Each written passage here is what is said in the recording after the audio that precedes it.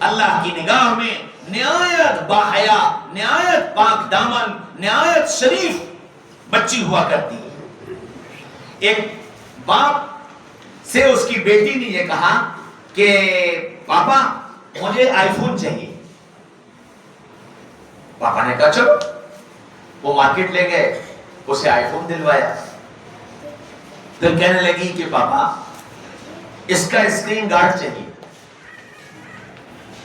تو باپ نے کہا کہ بیٹا یہ اسکرین گارڈ تم اس کی اسکرین پر لگا لو گی تو اتنی خوبصورت اسکرین جس میں تمہارا چہرہ نظر آ رہا ہے، اس پر یہ اسکرین گارڈ لگا کر کے تم اس کی خوبصورتی کو چھپا دو گی۔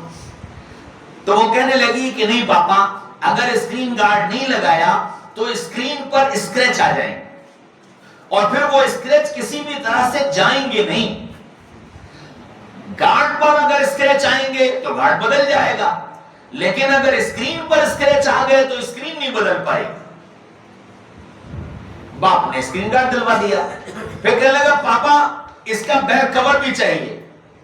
میں نے کہا بیٹا اتنا مہنگا فون اور اس مہنگے فون پر تم کور چڑھا دو گی، اس کا حسن چھپ جائے گا۔ کہ پاپا اگر کور نہ چڑھایا تو تھوڑے دنوں میں اس کا حسن بدنما لگنے لگے گا، اس پر دھبے پڑ جائیں گے، اس پر اسکریچز پڑ جائیں گے، کیونکہ اس کا جو بیک بھی ہوتی ہے وہ بھی گلاس کی ہوتی ہے، گرنے کی وجہ سے وہ گلاس چٹک سکتا ہے، اس پر اسکریچ آ سکتے ہیں۔ تو باپ نے کہا بیٹا اسی کا نام تو پردہ ہے، بیٹا اسی کا نام تو پردہ ہے کہ اللہ تعالیٰ نے تم کو جو حسن دیا ہے، اگر تم نے اس پر پردے کی نقاب نہ ڈالی تو دنیا کی ہوسناک نگاہیں اتنے اسکریچز ڈال دیں گی کہ پھر یہ اسکریچز کسی طرح سے مٹ نہیں پائیں۔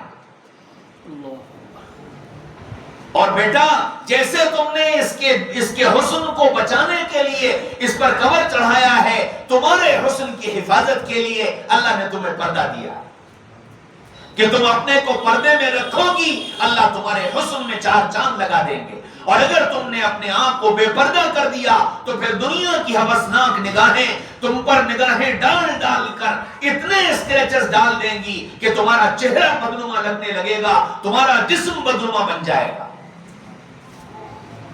یہ چیز سمجھنے کی ضرورت ہے۔ تم یہ سمجھتی ہو کہ پردہ تمہارے لیے قید ہے، پردہ تمہارے لیے دقیانوسیت ہے، تم یہ سمجھتی ہو، جبکہ اللہ اور اس کا رسول تمہارے حسن کو اور دوبالا کرنا چاہتا ہے، تمہارے حسن کو اور دوبالا کرنا چاہتا ہے، اس لیے اللہ نے تم کو پردے میں رکھا ہے۔ میں کئی مرتبہ سنا چکا ہوں، اللہ تعالیٰ نے دنیا میں جتنی چیزیں قیمتی بنائی ہیں، ساری قیمتی چیزوں کو پردے میں رکھا ہے۔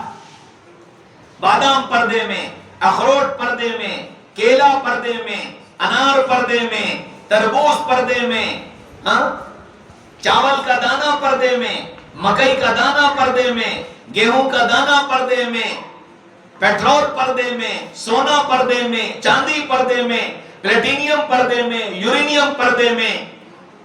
یہ سب چیزیں بڑی قیمتی ہیں، 5 کا سکہ بھی ہمارے پردے میں رہتا ہے۔